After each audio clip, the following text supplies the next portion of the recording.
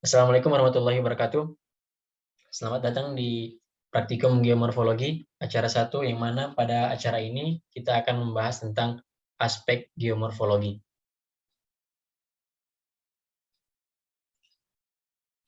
Tujuan dari praktikum ini adalah pertama, untuk mengetahui aspek-aspek geomorfologi, dan yang kedua adalah mampu mengidentifikasi aspek-aspek geomorfologi pada suatu penampakan geomorfologis. Dasar teorinya adalah yang pertama, geomorfologi itu berasal dari 3 kata, yaitu geo, morfo, dan logi. Geo sendiri itu berarti bumi, morfo berarti bentuk, dan logi yang berarti ilmu. Sehingga bisa kita simpulkan bahwa geomorfologi itu adalah ilmu tentang bentuk-bentuk bumi, khususnya bentuk permukaan bumi. Nah, Thornbury sendiri mendefinisikan geomorfologi sebagai ilmu tentang bentuk lahan. Kemudian Lobeck mendefinisikan geomorfologi sebagai studi tentang bentuk lahan. Nah, kemudian menurut Van Zuidam, geomorfologi itu adalah studi yang mendeskripsi bentuk lahan dan proses dalam susunan keruangannya. Nah, kemudian yang terakhir ada Pak Verstappen.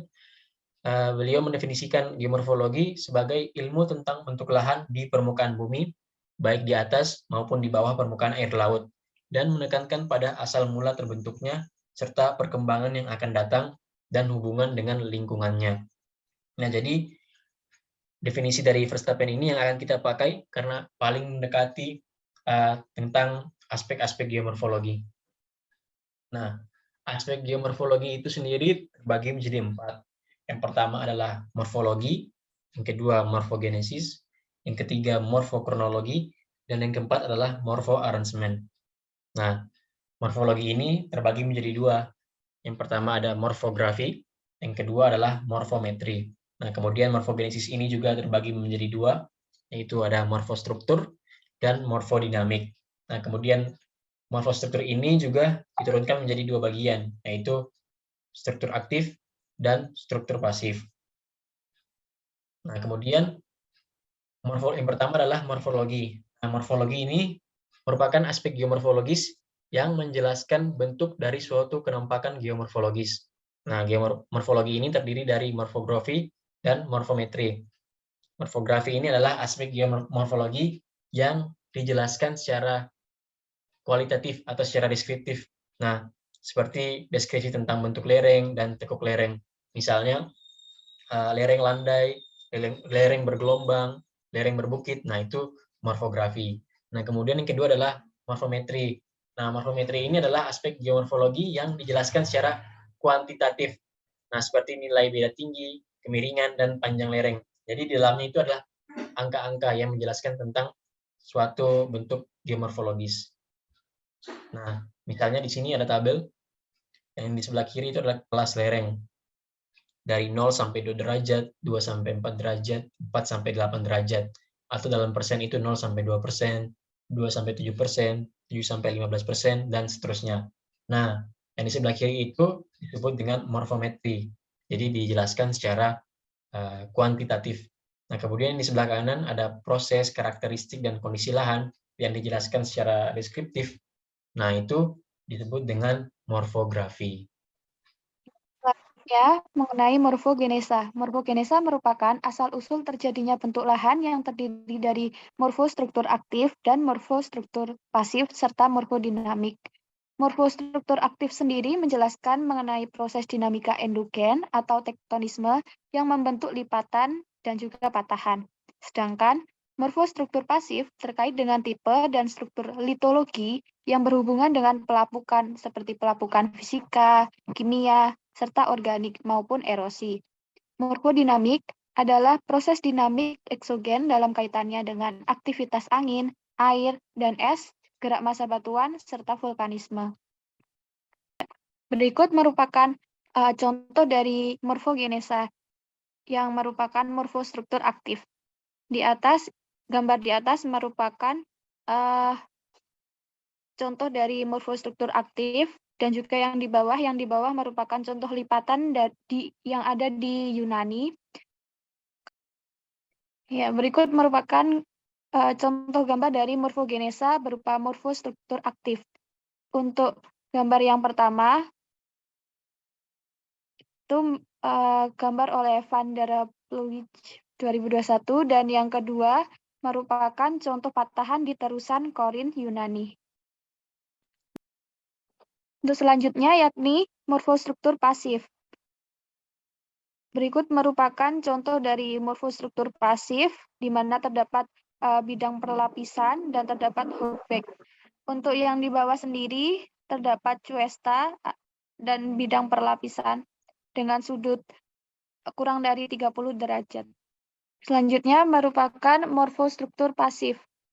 Gambar tersebut merupakan contoh hasil erosi dalam bentuk mushroom rock atau batu jamur yang terdapat di Yunani. Morfogenesa berupa morfodinamik. Morfodinamik adalah proses dinamik eksogen dalam kaitannya dengan aktivitas angin, air, dan es, gerak massa batuan, serta vulkanisme. Aspek ini terkait dengan proses geomorfik oleh tenaga atau agen yang bersifat dinamik seperti oleh tetesan hujan, aliran air, angin, arus, gelombang, dan pengaruh gaya gravitasi. Morfogenesa berupa morfodinamik. Berikut merupakan contoh dari morfodinamik yang berada pada pesisiran Lombok Timur akibat proses vulkanisme dan sungai.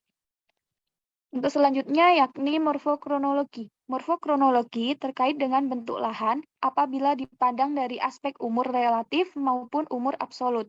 Umur relatif secara umum dapat diidentifikasi melalui pengamatan posisi vertikal atau stratigrafi material. Berdasarkan stratigrafi material, dapat diperoleh informasi tipe batuan, ketidakselarasan, tingkat pelapukan, tingkat kekasaran, horizon tanah, dan informasi terkait lainnya. Berikut merupakan gambar dari contoh morfokronologi, di mana terdapat adanya tingkat-tingkat dari perlapisan. Untuk selanjutnya, mengenai umur absolut. Umur absolut dapat ditentukan melalui analisis lingkaran pohon, analisis tepung sari, dan analisis radiokarbon. Untuk radiokarbon sendiri, biasa digunakan untuk mengetahui umur absolut antara lain C14 dan uranium thorium. Berikut merupakan gambar dari contoh umur absolut. Ya, berikut merupakan contoh sampel arang dalam perlapisan endapan batu apung yang dilakukan pada pengukuran umur absolut dengan radiokarbon C14. Morphoarrangement. Morphoarrangement merupakan aspek geomorfologi yang terkait dengan tekanan ke ruangan dari bentuk lahan. Bentuk lahan tertentu hanya dapat pada ruang tertentu, artinya tidak sembarang tempat dapat terbentuk bentuk lahan. Nah, yang di bawah ini merupakan contoh dari bentuk lahan glasial, bentuk lahan aeolin, dan bentuk lahan marin.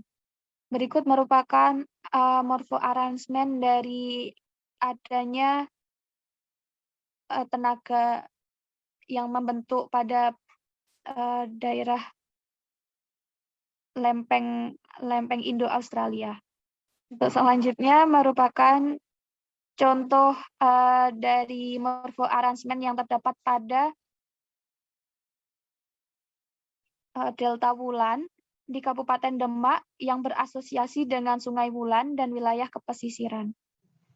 Baik, untuk selanjutnya pada bagian hasil praktikum, teman-teman praktikan diharapkan untuk mencari gambar terkait dengan penampakan geomorfologi, kemudian diidentifikasi aspek-aspek geomorfologi yang sudah dijelaskan sebelumnya, yang mencakup seperti aspek morfologi, morfogenesis, morfokronologi, dan morfoarrangement. Berikut merupakan contoh hasil praktikum yang akan teman-teman kerjakan. Untuk hasil praktikum sementaranya terdiri dari satu gambar bentang lahan dan satu gambar bentuk lahan. Contohnya apabila mengambil gambar dari bentang lahan vulkanik, maka bentuk lahannya bisa seperti kaldera. Contoh lainnya, jika mengambil gambar dari bentang lahan fluvial, maka bentuk lahannya bisa berupa delta sungai. Dan untuk hasil praktikum yang sesungguhnya, teman-teman diminta untuk mencari 6 gambar terdiri dari 3 gambar bentang lahan dan 3 gambar bentuk lahan. Format pengerjaannya sama seperti di PPT ini, dibuat tabel kemudian diberi tambahan informasi terkait aspek-aspek geomorfologi. Apabila terdapat pertanyaan atau kendala dalam mengerjakan hasil praktikum, dapat ditanyakan pada saat praktikum di hari Senin nanti. Sekian penjelasan materi dan hasil praktikum yang dapat kami sampaikan. Terima kasih. Wassalamualaikum warahmatullahi wabarakatuh.